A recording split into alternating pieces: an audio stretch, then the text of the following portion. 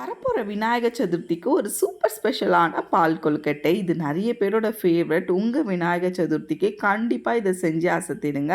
இப்போ பவுலில் 1 கப் அரிசி மாவு, 1/2 ஸ்பூன் சால்ட்டு, 1 ஸ்பூன் நெய், நல்லா கொதிக்க வச்ச தண்ணி 1/2 கப் ஆட் பண்ணி நல்லா மாவு ஆறினதும் இந்த அளவுக்கு பிசைஞ்சு கொடுத்துக்கோங்க. இப்போ மாவை ஷேப் பண்ணோம். ஒன்று ரவுண்டு ஷேப்பு இல்லை நீட்டு ஷேப்பு. உங்களுக்கு என்ன ஷேப் பிடிக்குதோ அந்த ஷேப்பில் எல்லா மாவையும் பண்ணிவிட்டு ஸ்டவ்வில் பாத்திரம் வச்சுட்டு 2 கப்பு தேங்காய் பால் ஆட் பண்ணிக்கோங்க. 2ஆம் தேங்காய் பால் ஆட் பண்ணணும்.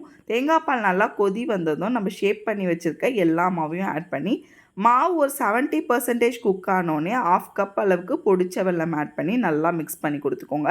ஒரு 10 நிமிஷம் சிம்மில் வச்சு கொடுத்தீங்கன்னா நல்லா 100% மாவு குக் ஆகிடும்.